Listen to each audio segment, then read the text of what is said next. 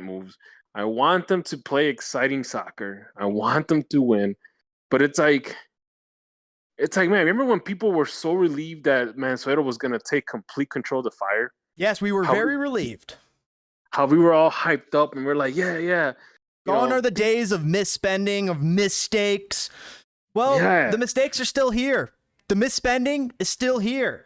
It's just a lot more of it, which is nice. There's more of the spending, but it's more misspending. And is that a good thing? No. It's like throwing your money. It's just like throwing your money away. Like, dude, you're throwing money at players that wouldn't even start on any other team. It's suppressing. Is there any possible way that like something stupid happens and everybody plays out of their expected level and they make the playoffs and they have a good run this year, like next season? Yes, but not really, because who is in goal? Oh, Brady. Okay, so that he's not Gaga. Like we're not getting Gaga better.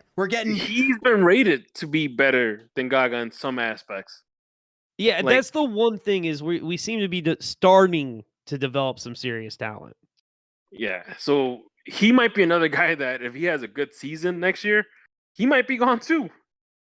So that's the thing with this MLS build. I mean, like, it is built for you to lose some of your best players and to retain some of your okay players. So how do you build a successful team around that strategy? If you sell a Brady, then like that's the thing. I think like in theory, right? Like let's just pretend, okay? Let's use the examples in front of us, not the hypothetical. So like let's pretend Shabilko was a good signing and was good. And Gaga was the kid. Now in this season, like so in theory you sell Gaga and then maybe you got a kid like a Duran who comes in the year of Shabilko, then you like pilfer the rest of the league for an Andrew Blake. Right? Like you continually switch where the kids are and where the veterans are as they're cycling through. Yes, that's what you got to do. That's the Ajax method. I think you got to pilfer this league more too. Like anytime somebody's good. You gotta be pilfering somebody's like Brant Bronicos. Brant Bronicos not the best example. I mean, like, but you gotta get some of these guys match day 18s who are gonna turn into their Tyler Adams and get them over here. Yeah, it's like you have to have the right mix of like average or above average MLS players and some of these young guys that are, that could be really good potentials. And that's how it is. Like, that's how you get the team to win. And that's how you get to compete. Not sign mediocre players and expect these young guys to out of nowhere play like an 18-year-old Pele. It's, and I think that's what saved Heights' job this season. The fact that he sold Gaga. Well, and what's his Guti started developing and Duran. Yeah. So he's probably going to Mansueto saying, hey, look, I got these 3 kids, they're playing, I'm about to sell one. I'm working on one on the pipeline. And then I see another one that might do something. Look, see, it's working. It's working. If he points to the pipeline, he's got Guti in the pipeline. Yeah, he's got John Duran in the pipeline. You also look at the rest of the pipeline. So what was it like 2 years ago? They signed like 10 academy players. They were just signing academy players like crazy, just to fill out the roster, just to save cash. Yes. Like what happened with what's going on with Casas? What's going on? I mean, obviously Mona scored. Casas, they think is going to need more time. I wonder about what about Misael Rodriguez or whatever the kid's name is? That they're pretty high. Yeah, Misael. Yeah, they're pretty high on him. Now it looks like that guy might not get another contract. I hope they give Reynolds another contract, man. I like that kid. I think he's got some talent. Last game I saw. He really flashed. Yeah, it's like, but then again, it's like, how much money are you going to give Reynolds to stick around? Yeah. And how much money do you have to give him, though? How much money do you have to give him? Well, he takes up a roster spot, and he's okay. Time out. Let's really think about this. Reynolds, prospect. Well, what the hell is Miggy? Miggy over on the left side. He's still just a prospect. He's just a way better prospect than him. Yeah, but Miggy's like a walking yellow card. That's the other thing. And that's something that Ezra couldn't figure out with that guy. Like, come on, Ezra, you're the coach. Tell that guy to calm the fuck down. Like, You can't be like pushing players and doing stupid stuff like throwing elbows just because you're mad. You know, it's like talk to him, Ezra. Talk to him. Do something. Well, wasn't Ezra a little physical of a player back in the day?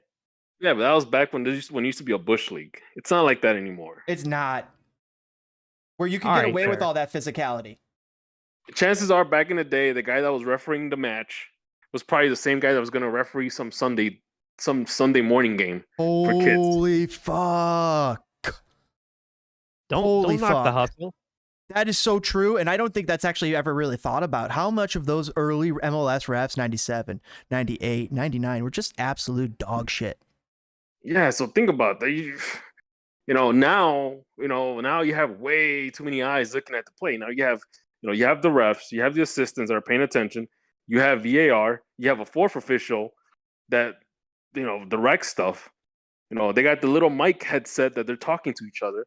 So yeah, it's like now you can't get away with throwing an elbow and expecting to walk away with nothing. Yeah, you know what? I like it. I do like how the game's cleaned up a little bit. I feel like it goes fast, or like not faster but I think the flow of the game is better because you don't have so much tugging and pulling and garbage going on. You still get some big plays missed, but really, you don't get away with that nearly as much. And it definitely killed the flopping, like for real. Yeah, and not only that, but it killed off the unpredictability of a game. Because you can have a ref call a penalty on a really bad call, and that could decide the game. Now, well, it's like a strike zone. There's still a ref still has he'll let him play or not, or like how tight a ref calls a game will still. But now you have the VAR people telling him, "Oh, by the way, I think you should take a look at this play." I love that. I do. I'm pro VAR. I always like have VAR been. too. Oh, don't get me wrong. I love VAR because that VAR, besides the fact that it has gone against us, but it's also been a great benefit to us. The only thing I don't like is I do believe that there should be. I think the offside rule should only be feet. I don't think you should count upper body leans. That's hard though. Where does the foot start? Where does the foot start? Toes. Where does the foot end? The toes. Toes to toes. If the toes are across the line, if the toe is across the line, or the feet is across the line, that's offsides. Right. But if you're saying don't even count the shin, don't count the leg, don't count the torso. Toes. Just count the sole of the foot plant. Correct. Isn't that what they do? Isn't that what they do with football anyways? No, they do that thing with football has different rules at different spots of the field. That's so dumb. Yeah, but in football, if both your feet are not on, in the line or in the end zone or whatever, it's not a catch.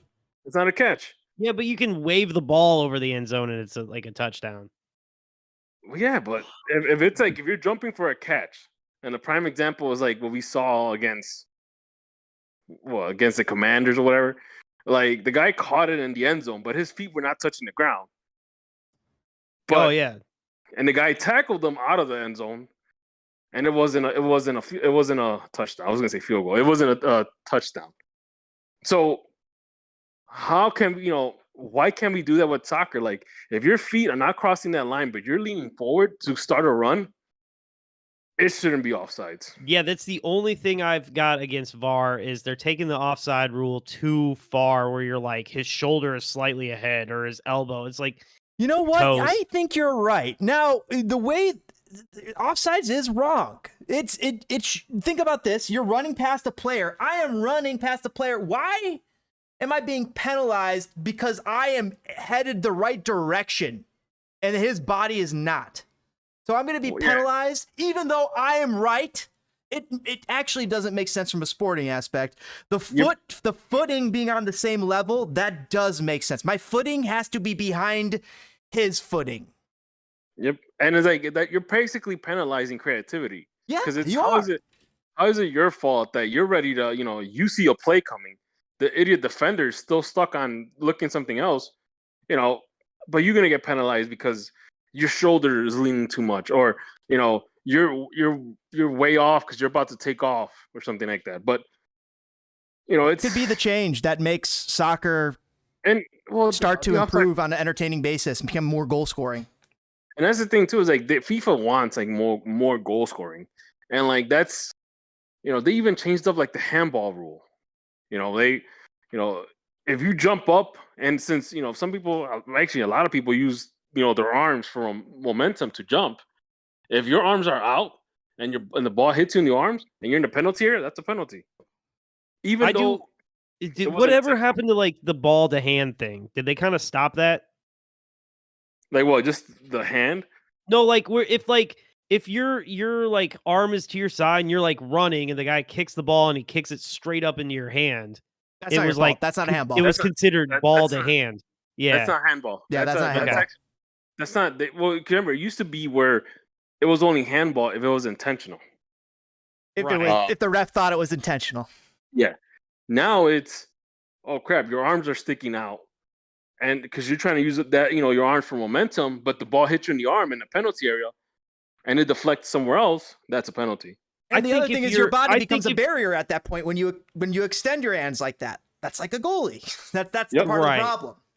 I think they do need to address what constitutes a natural position for your arms, because the jumping is the issue. Like you don't want you don't want to say you got carte blanche to go out to the elbows, because then everybody's gonna block balls with their elbows. You should be able to block your face. You should be able to block your chest. You should be able to block your balls. Like, I mean, like if I put my hands up to my chest, what am I blocking here? Like, you could have your arms like close to your body. Like, yeah. If they're extended, that's the problem. A handball. Yes. But if but jumping, you're like you keep saying, like you're using your momentum to jump, right? So your arms are slightly out. Like there should be a consideration of a jumping motion that is a natural position for your arms to be. I think. I don't know. That's going to be too much of a deciding factor in games. Yeah, you're probably right. Actually, yeah, you're probably right. This is probably the best way to do it. Yeah, because what if it's like the fire, and the guy's arms are flailing around, and let's say are you watching James jump up and down on the street?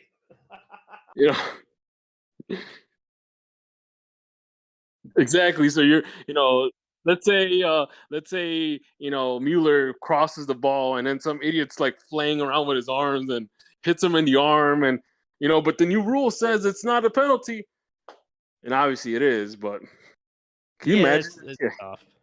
Yeah. So fine, keep it in place.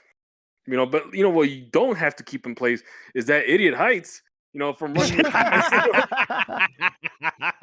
No, you don't. What do you maintain by keeping him? And he was done. It's not like this decision was not between firing him and seeing out the last year of a deal. You were free and clear. It's the same thing with Gaston. You were out. You were clean. It's I don't know, man. Maybe Mansueto does a bunch of drugs, man. I don't know. Maybe he does. Maybe Heights has some dirt on him. I don't know. Maybe he's black. I don't know. Who knows? Maybe Sex it's dungeon. I don't know what it is. Maybe, man, maybe this guy is just. Maybe it's time for Mansueto maybe to get someone that knows about soccer and let him. It was time 3 years ago, DPG, and he did. He went and got this guy from Switzerland who knows Shaqiri. But you know what? And he knows Mo Salah. But I'm thinking of a guy like the president of the club. You should have someone that is soccer in tune as well as business in tune. Like, yeah, and not Ishwara whatever her name was, because she did not give a shit about soccer. She didn't give two shits about Chicago. She cared more about tennis and New York. I gotta be honest. I slightly disagree on that, man. I feel like the business side of things can be run by a business person. Like sales. Mm-hmm. If you're good at sales, you can sell anything, man. You could. But you gotta have to have some sort of soccer knowledge. Like, you gotta see the writing on the wall. Like, to an extent, yeah. That person that just makes business decisions, not hiring of GM decisions. Well, not only that, but think about it. Like, if I'm the president of a team and my GM is an idiot and he's making bad moves, and we're like in second or third to last place, and I'm supposed to make business decisions, but I can't do anything because the team sucks and nobody cares about him. Come on, you got to see the writing on the wall. Yeah, It's tough, man. Yeah, you have. So I think Glassman probably saw that too. She's like, "Man, this guy's not gonna get fired. I can't really do much with what I'm working here. I'm out." She did leave, on her own, supposedly on her own terms. Well, she saw something. She's probably like, I'm gonna get blamed for not being able to sell tickets for a team that doesn't generate any excitement whatsoever. You have nothing to sell. It's like, it's like trying to sell a sham WoW or some crap. Like, so, like, or hype guy. Oh man! Back in the day, soccer, talking 1980s, it seems that intentional handball was just pretty much called if you touched the ball with your hand. Basically, okay. Yeah. Angus saying that back in the 80s, if you touched that ball, it was an automatic penalty. No body language specialist back then. Yeah. So now it's like your hands got to be flailing and stuff, and if your arms are right next to you, it's not your fault because your arms are naturally in the where they're supposed to be. But if you're like flailing around, then yeah. But going back to Glassman, shoot, I think the Bulls won. Yeah. Oh, cool. Yeah. Now that I think about it, maybe the whole Serena Williams situation probably got to her because she probably didn't think that soccer fans would be that in tune to what the actions of a club president, Right. Yeah. Wow. She tweeted that, and then all of a sudden, bam, we're like, what the fuck are you doing? Like, we're in the middle of the season here. What the fuck are you doing? Yeah, so it's like, and a lot of people put it like in a way like you're missing out a must-win game to go see Serena Williams play for one last time. You're the club president. You're supposed to be like here all the time. What made me laugh was when I read in her press release, she's like, I will always be a fan of Chicago Fire. I'm like, you won't even remember Chicago Fire next year. Like, there will be a blueprint on your resume. You will think that you play. She'll think she was for the Red Stars. She might misremember them in a couple of years' time. I mean, it's like, she's not a Chicago Fire fan. She's not a soccer fan. No, she'll put it on her resume as a TV show. Yeah, it's true.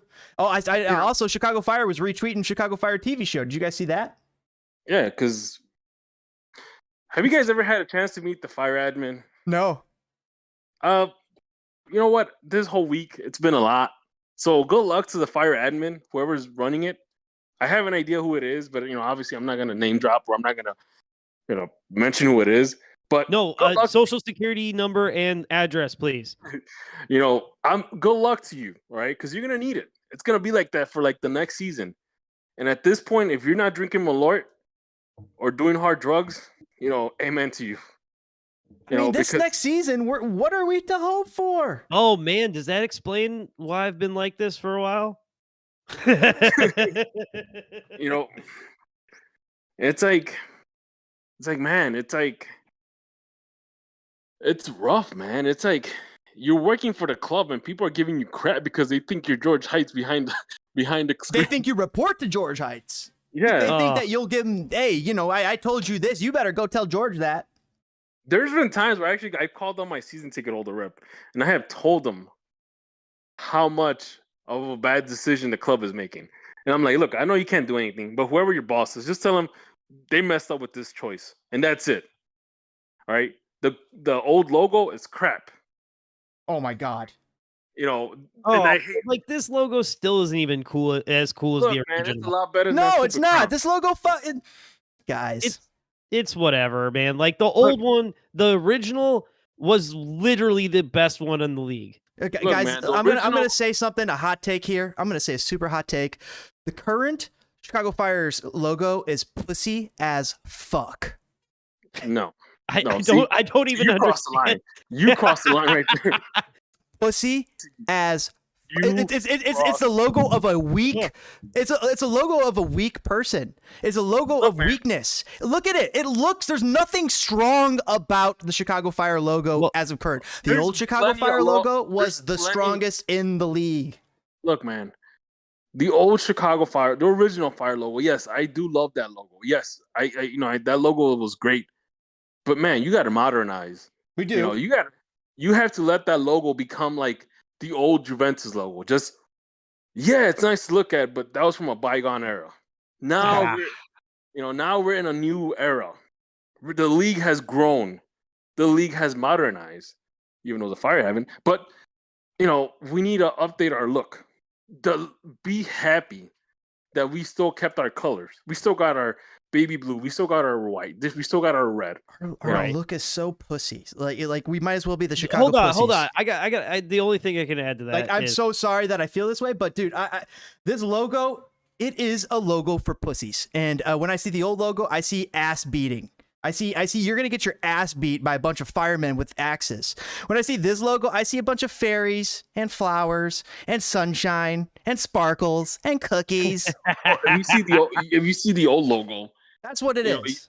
You look at the old logo, besides the fact that people will confuse it for the actual Chicago fire department. Yeah. You also saw a logo that belonged in an era that we have left a long time ago. Like that was the golden era logo. Like I said, I love the logo. I love the old logo. I have a lot of stuff with that old logo. But at the same time, I knew it was time to move on. Mm-hmm. Like I knew we needed to modernize. And these are things that people that don't even watch the Fire were actually telling me. Like, hey, the logo looks a little dated. And wow, really? Because when they did the crown, right? When they did the crown, I showed everybody at work, everybody I ran into, none of them who cared at all about the Fire. But I was like, which one do you think is cooler? Yeah, without context, too. Usually I would try to do that. Yeah, without context. 100% of the time they picked the older logo. You know what I mean? And it's whatever. The crown thing pissed me off because I finally was like, all right, I guess this is like a reality. And so I bought a hat, and then like 3 weeks later, they announced the new rebrand, or that a new rebrand was coming. Did they do the crown because of Latin Kings? Like, is that what they were going for? Crown because they did this whole weird art, like. What connects Chicago to a crown? I just don't get it. You know how they say modern art looks like shit? Yeah, because it does. Because that's exactly what they were going for, the look they were going for. They wanted that whole shape and different shapes and things kind of look like we're some sort of piece of modern art. Like if you watch the video for that logo, they had this thing where it's supposed to show downtown Chicago. Like the golden part is supposed to be downtown Chicago, and then the red part of the crown is supposed to be like the city of Chicago burning to kind of reflect the Chicago firing. But it was a dumb idea. There's a whole bunch of different ways to go about it besides using dumb crowns and shapes and shit to do stuff like that. Well, if somebody on Twitter, I remember, literally was like, yeah, I got into like whatever it is, Microsoft Paint or something, and they made something like incredibly similar within minutes. You know what I mean? Like, right. It's so funny. Like, we hang on to these things because guess what? If the team was dope, we'd all be like, "Oh, that's stupid," but whatever. Yes, it's stupid, but whatever. Exactly. I mean, like Seattle's like there's tons of teams out there that are good. Seattle's thing isn't that cool. Yeah, but the Seattle Sounders crest is not that cool. The no, only their thing colors they are, is it's a cool green, and they fucking win. LAFC logos kind of looks cool. Yes. It is. I mean, yeah, it is. It's pretty. But the thing is, I actually do like the new logo. I like this logo. I actually have grown to love this logo. It's a circle with a C in it. It has some reminiscence to the old logo. It plays a tribute to the old logo, but at the same time, it has a modern look. You know what? The only thing I will say is missing is that they probably should have had like another layer of a circle and have like Chicago Fire FC established whatever 1997 or I just hate that it's just a boring circle too. That was the other thing, is like it was shaped differently, Yeah, and I mean I feel like if they had some wording on it, it might look a little bit better. Because now people are like, oh, the Fire, cool. Kind of like how the old Crew logo looks okay. Not the second Crew logo, like the not this one, but like their middle logo. That like one was the best. Like the one that has like the whole like Munich flag. Yeah, the pattern. checkered thing. Yeah. See, that one was cool. See, that was cool. That's kind of cool. They I don't know why the hell they changed it up for crew. What's going on? Not much, just the usual. Oh no, I was just saying. Someone said, "Oh, I guess the wife." Why? Mrs. Spitfire, tell me, getting close to shutdown time. Ready, man. Tell Miss Spitting Fire that hey, we're having a good time. I know she wants you for herself too sometimes. But yeah, I know. Is it time to wrap up? Because I think I need to jump off myself. It's getting about that time, boys. Let's get to our final thoughts here. We've been going hard for a couple hours, guys. You guys have been going hard. I've been going hard lately. I told DPG we need to do a podcast where like you moderate and hand out points. I mean, seriously, you guys have. I think last week you guys were on here for at least 2 hours. I think this week we're almost at 2 hours. I have 3 hours of streaming at least. You guys have been here at least 2 hours almost. Like I said, you got to cut up this. I have last one's cut up too. It's going to be coming out. You got to cut up the ones just of us talking about fire. Yep. And just light it up with the SC97, hashtag on Twitter. That way everybody can hear how we really feel. No, I think you should just like cut the part out about the sex work and put that out. That'll be I'll make that one. Dude, that probably will be a good clip for YouTube. Actually, I feel like I take things a little off the rails from time to time. It's fun that we can go those places. USMNT national team too, like talking about that, about TV products in the early 2000s, late 90s.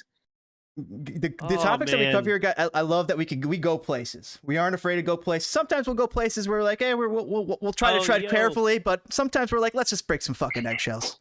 Listen, James, thank you for allowing us to come on and be Chuckle Fucks, and it's always a good time, my man.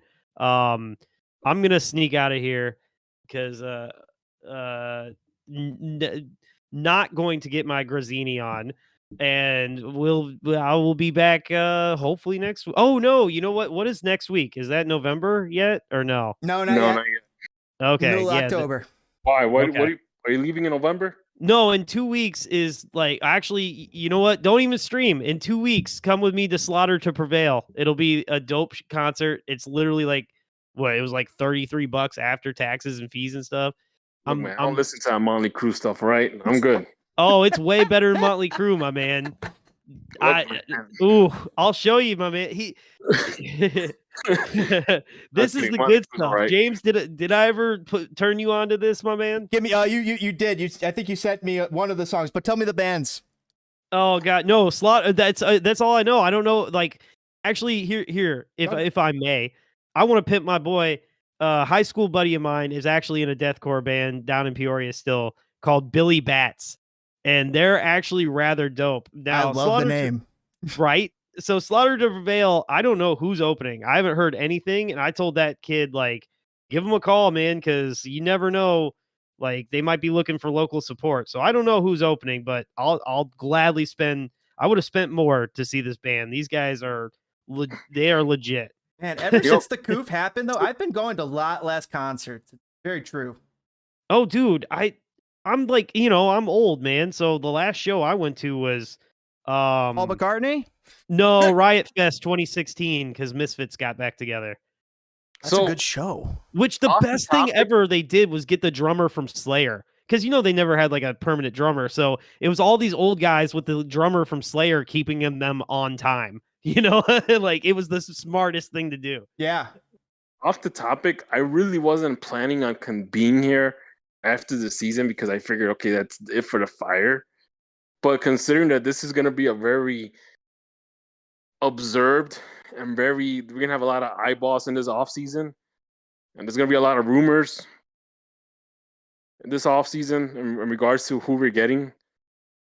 And we have the World Cup. So I think, I'll be here Wednesdays. Hey, we got the World Cup, and if this helps you toss a log on your internal fire, just to keep those internal fires stoked, that's how you use it. And we don't always have to talk fire and the tragedy that is Garrett Keitz's and Joe Mansueto's team here that we have to deal with. We can talk about other tragedies, U.S. men's national team.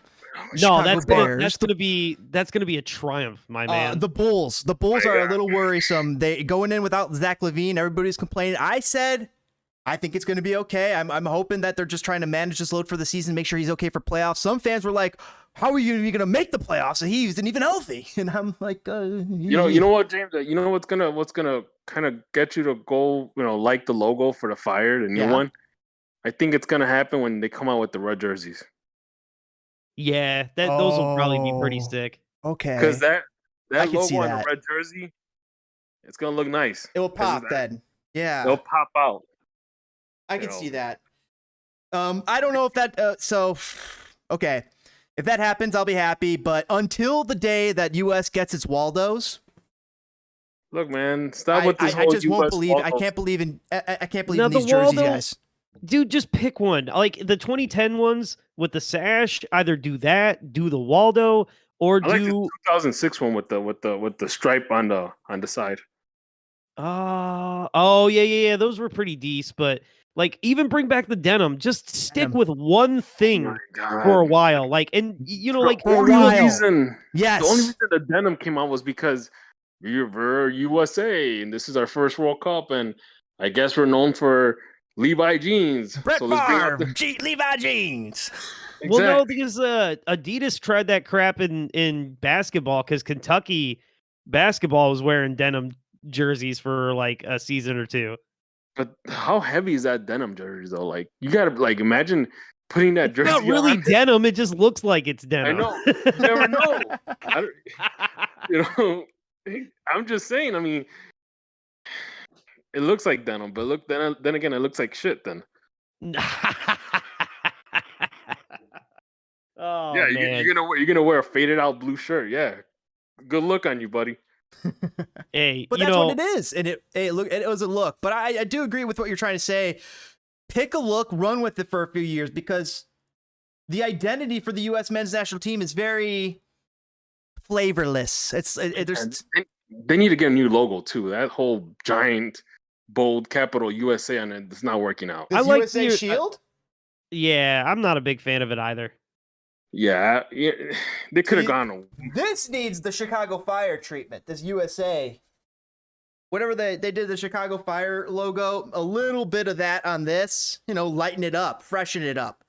I still think that there's a weakness to the Chicago Fire crest in the colors. Like there's nothing strong about it. Do you get what I mean by that? Like there's no strong. Red. Yeah, you need that strong red. It has it on there on the crest on the new one. It has that C. And it has this. I'm gonna have to go to it to double check because even though I know what it looks like. The star, the City of Chicago flag star, man. You know what? I bought one of those hats. Like, I saw that hat that had like the 4 blue or the 3 blue stars and the 1 red on the front, and then it had the logo on the back. I was like, oh, that's so cool. I'm wearing it, and I'm like, ew, gross. It kind of like looks all Blue Lives Mattery and shit. Like, I'm like, I don't know. But because most people don't know the Chicago flag like that, right? Like around town, it's fine, but like, I don't want to be saying the wrong message. You're not saying the wrong message. You're saying the message you're from Chicago. Mm-hmm. Well, who cares what everybody else says? You're Chicago. I don't care. Like if I had a Chicago flag hat and some idiot thought it was something else from Oregon or something like that, or one of those woke states, I wouldn't care.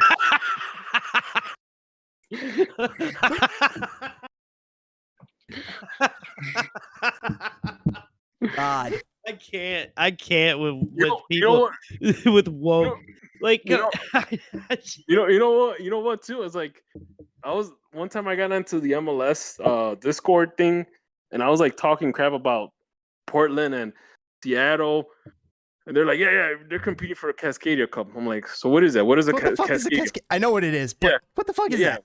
It's just like the same thing with the FC Dallas, the Burn Cup. What the Brimstone Cup. That's why I hate. Like I love Seattle. I'm so jealous because but the Cascadia Cup is just as worthless as the Brimstone Cup, but yet somehow it's still cooler. But here's the thing. I'm like, it's a rivalry cup between Seattle, Portland, and Vancouver. I'm like, okay, so it's the World Cup. They're like, what? It's not the World Cup. I'm like, and I think someone chimed in. They're like, yeah, he's not wrong. Oh God. I just, I've always hated people who call it PC or political correctness. And now that same shit is just what people call woke. Dude, the real word that you're trying to use is respect. And I don't know why people have such a fucking issue with showing other people respect.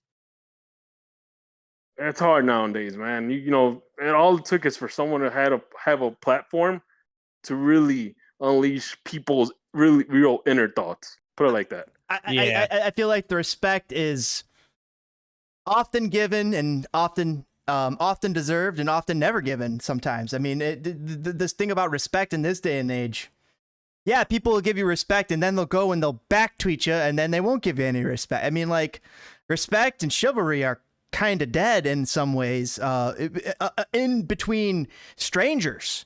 When it comes to us, like when we're buddies, we can haberdash, we can joke, we can joke, we can make little mean pokes, light pokes, jolly pokes. We go places, but with people and strangers, like these turn into barbs that are just, I don't know, man. There are people on Twitter that I have not talked to since June, or since May. Oh, what happened in June? What happened in May? Huh? I brought in a fantastic guest, a former Pulitzer. Oh, you really fucked up with bringing that guy on. Yeah, but a lot of people have not talked to me on Twitter since then, and it's like, so I'm like, say you should have. If it was only soccer talk, it would have been okay. But man, as soon as it gets political, bro, it's like that's one thing they say when and it's like they tell you this in the workplace, and I guess I guess you can now translate it in real life or in just outside of work. It's like you never talk about religion, you never talk about politics, you never talk about sex. That's I think differently about it though. I think about the Martin Luther King aspect. When we stop talking about the things that matter, that's when the problems have happened. That's when problems arise. Things are just kind of toxic. Like, here's the thing. It can get toxic really quickly. Discussing some of these topics. The problem is we're at a place in time where, for lack of a better term, bigotry and even just classism, or like just the need for someone to prove that they're better than someone else or get something someone else doesn't get it, or just like, I was born here, so I'm the one lucky enough to have it. Like, I don't get down with that shit. And that's not discourse anymore. Like that's just straight actual, like that isn't tolerated. That shouldn't be tolerated. It used to be small scale, all that stuff too, before the days of social media. You had those brigands, you had those braggarts, you had those types of people, but they didn't have the power of social media. Right. And that's why we were able to ignore them a lot easier. Yeah, and now they became almost unignorable sometimes. We fought over things like tax brackets and shit like that. And now it's like, we're back to these kind of like issues that led to world wars and shit. Yeah. That's the thing. Like, I was like a little taken back when, you invited this individual, and I figured it might just be soccer, which is fine. Cause this individual's a real big soccer fan. But I think the problem is that, once it gets political, and I hate talking politics at this point, because talking politics now compared to 20 years ago, it's a night whole and different day. game. Yeah, whole different game. People were actually civilized. Crap, guys! I've got a dip. Right, I love you, DPG. I love you, James. Everyone, good night. Good night, Toke. But yeah, it definitely was problematic for some people, but we didn't talk politics. We talked fire. We talked Chicago. We talked Chicago mob, and Chicago firing Guti, and we had a blast doing it. But a little bit about food. You gotta also think that this guy is a politically charged person, so that's where all the angst came from. He got fired for saying dumb things, and it's just it's. See, I always consider myself middle of the road kind of guy. I'm not all into that. I'm not all into one end of the spectrum or the other. And it's, I guess a lot of it, you look at life differently. Once you get married, you have kids. Things don't look the same anymore, and it's And I still consider myself middle of the road guy. It's just, I guess there's things you say, and there's things that you don't say. Yeah, there is definitely. Angus saying the current Fire logo actually looks pretty close to the Cubs logo when you think about it. No, there was actually a mock-up of an actual Cubs logo that they were planning on bringing out a couple of years ago that looked exactly like the Cubs logo. I think it was Chicago City Club or something, or I do remember that one. Yeah, it actually looks more so than this one does. I do remember that. It like the Chicago C in it. Yeah. So, yeah. Twitter is cool until politics enter. Then it turns to shit, Angus says. It's true. This is why I just like keeping it on the fire, man. Like that's why I try to keep my Twitter. The only Twitter I have is a Chicago Fire Twitter, and I try to keep it about Chicago. I could follow political people. I might follow some slight. But I try to make it more soccer focused and just let it be soccer, because it's kind of, I try to let it be my escape from this bullshit, because I am plugged in. I know what the fuck's going on, and I'm worried about it and concerned about it. And sometimes you want to escape those worries for a few minutes so you don't have that stress just boiling into your skin all day.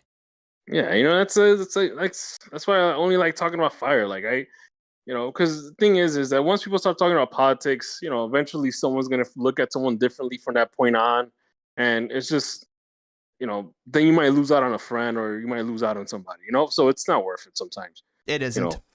So it just, that's why even when I meet new people and I talk about Fire, I just keep it Fire. I don't even, I'll call the GM an idiot because he's an idiot. But if he makes a smart move, hell well, we'll praise him. Yeah, exactly. And we have we? We've praised this guy, I'm sure. Oh yeah, we praise him for Chris Mueller. Good job. Yeah, but we also bash him for like the 10 other bad signings he did. So exactly. Yeah. So it's give and take, man. And on that note, I'm calling it a night, man, because you have to get back and I have to get back to my family. What a stream, DPG. 10-year season ticket holder DPG on the horn, as well as Toke joining us, talking a little Chicago Fire, a little USMNT action, and a little bit more than that. Oh, boys and girls, that was a great one. Thank you, DPG. There goes DPG, and there goes Toke. We'll catch you guys on the next stream. Thank you guys so much for joining us here on Spit and Fire. Kick that like button. Smash it! Smash it up a 90! Let's take it all the way home. All right, everybody, have a great one. I'll see you on the next stream. Fire it up, keep it going, and see you very soon. Probably next Wednesday. All right, guys, let's go. Fire it up. Yeah. And close. Goodbye.